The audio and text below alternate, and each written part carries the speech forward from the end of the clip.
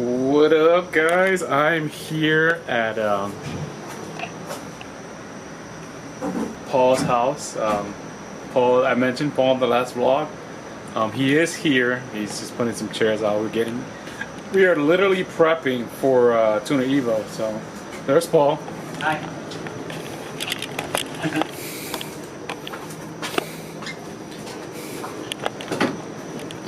So his beautiful Odyvia right here. We're prepping. He is prepping. He's fixing the bags, right? One of the lines, you said? Yeah, fittings. Because I went with push to connect, which is usually easier to install. So we need to switch to compression style. So usually when you buy like airlift and stuff like that, they give you these supposedly very easy push to connect. Install it, push like so. Normally. Essentially, in theory, it does this. You push that, and it makes a good seal. But when you air out, and you go like this, it leaks air on that fitting there. So instead, we go with a brass DOT compression style fitting. So it goes up and over, sealing it with this. No longer making it reusable, but gives a lot more clamping force. So upgrading to these all four corners so we don't get leakage. So it's fun. Was this car blue before or no? Yeah, it was a custom blue. We used when asked what color code we called it. But yeah, we called it blue waffle was the color code. Blue. Yeah. So I changed colors. So this is a paint job 11th paint job. Oh wow. And then it goes out for paint again August 10th. So like in 3 weeks, they get stripped down again and then repainted.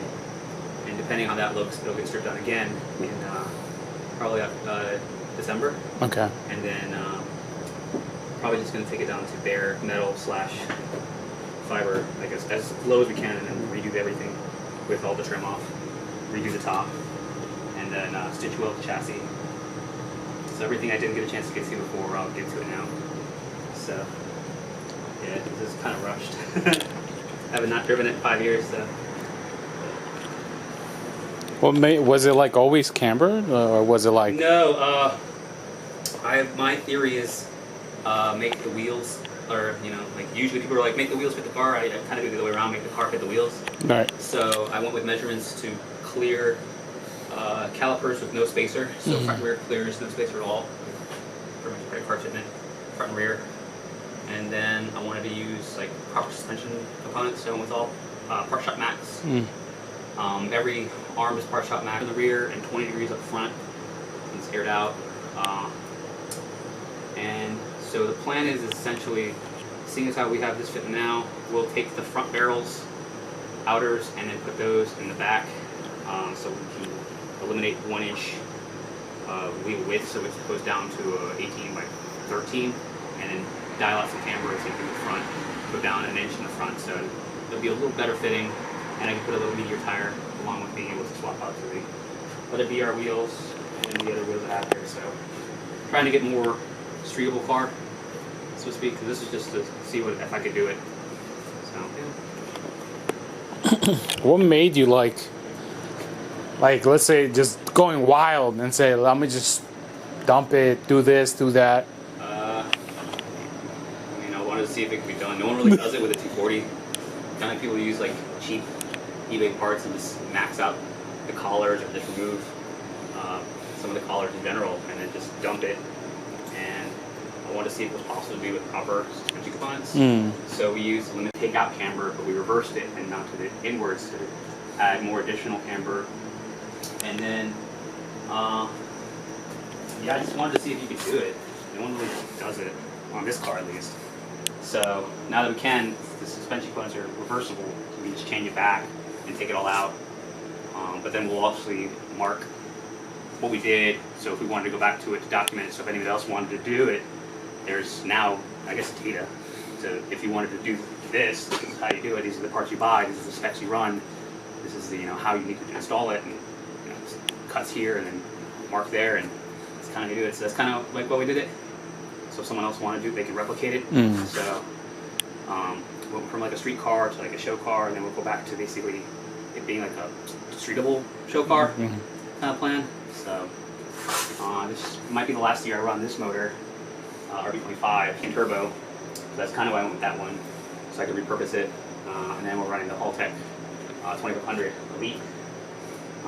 Still waiting on the dash, and then it's on back order. Everyone loves it, so that's kind of why it's on back order. But yeah, that's kind of like the setup for now. Yeah. So.